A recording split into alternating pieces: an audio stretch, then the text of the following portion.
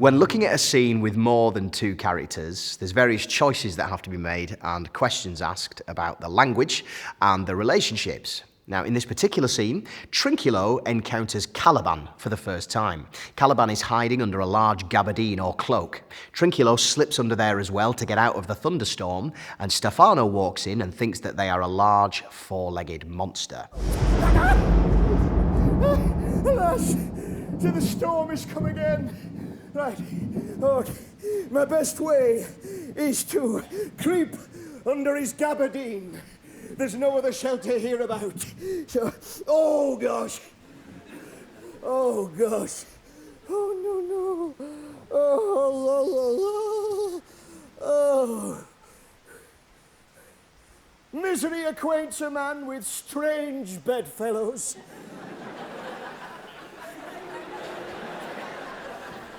I will here shroud till the dregs of the storm be past. I shall no more to see. Here shall I die ashore. When looking at a moment with more than two characters, there's loads of things you can look for to help you understand the action. Oh, mercy! This is some devil and no monster. I will leave him. I have no long spoon. Stefano, if thou beest Stefano, touch me, speak to me, for I am Trinculo. Be not afeared, thy good friend, Trinculo. If thou beest Trinculo, come forth. I'll pull thee by thy lesser legs. If any be Trinculo's legs, these are they. On this side. Thou art very Trinculo. When I'm looking at a scene like this for the first time, there's various things that I specifically like to look for. Contemporary references and humour. So are there any jokes or gags in there that the audience might understand? If not, how can I help them to understand them? Verse and prose. Are we in verse or are we in prose? Because that will affect the emotional stakes of the scene. Relationship with the audience. So who are they to me and what can I do with that?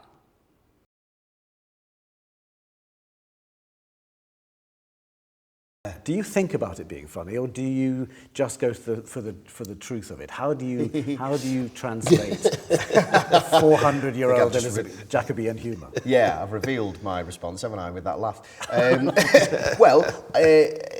This helps me. This image helps me. That in a way, I sort of think of Jacobean humour, or I should say, Shakespeare's.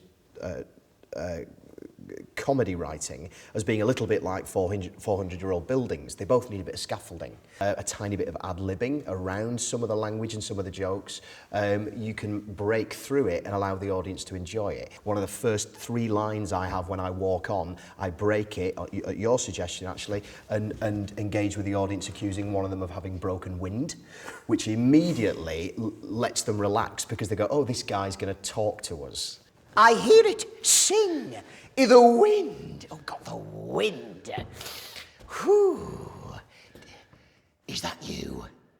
Back in Shakespeare's day, during the original days of the Globe, people like Will Kemp, Shakespeare's clown, were constantly responding to the very lively audience reaction that was prevalent in the day, and possibly some of the gags that I'm now struggling with were written because on a wet Wednesday afternoon somebody shouted out. And it's not funny anymore. And it's interesting, isn't it, that Hamlet, in his advice to the players, says, let not your clowns say more than is set down for them. Brilliant. He's kind of saying, which clearly indicates that the clowns used the speeches as a jump-off point for their own stand-up comedy, in a way. We have 2 speeches. We have Caliban, who has been sent to gather the logs, is being tormented by the spirits, has a verse speech in which he talks about how his feelings of being tormented, and then another person who feels deeply tormented arrives and gives a great long prose speech. Whenever I come to Shakespeare, it's sort of detective work, trying to find out as much information that might help. And I found that Kali was a Greek word meaning beautiful, and ban, obviously, to be prohibited from things beautiful. And I thought that was sort of Caliban's story, really. Sometime am I all wound with adders, who with cloven tongues do hiss me into madness.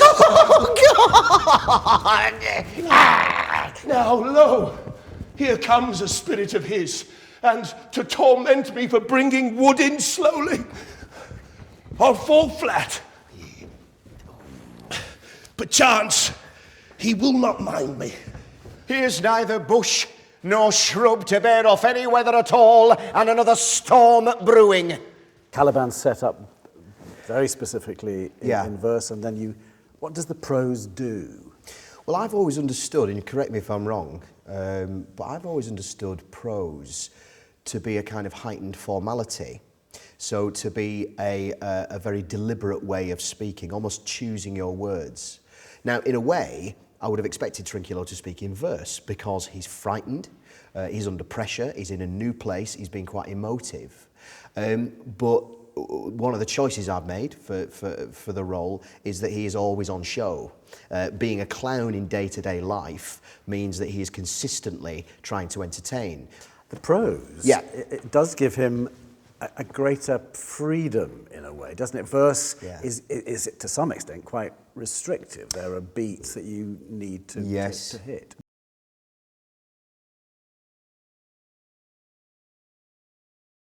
What do you think it does for your relationship to the audience that you are you are both Yes.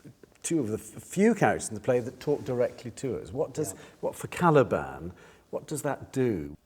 And a lot of things are said about Caliban, and a lot of them are kind of sort of derogatory and demeaning and offensive.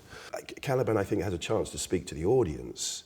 There's an intimacy, and it's like, I'm going to share with you my deepest thoughts and be the most honest. Trinculo individually goes through so much in terms of fear of his circumstances, delight at bumping into Stefano, disgust at the fact that he's been usurped by this toad. There is so much to share, and I suppose again, like Joe said, it forms an intimacy with the audience, and I think we have to be quite bold about that, and I think we are quite bold about that, aren't we?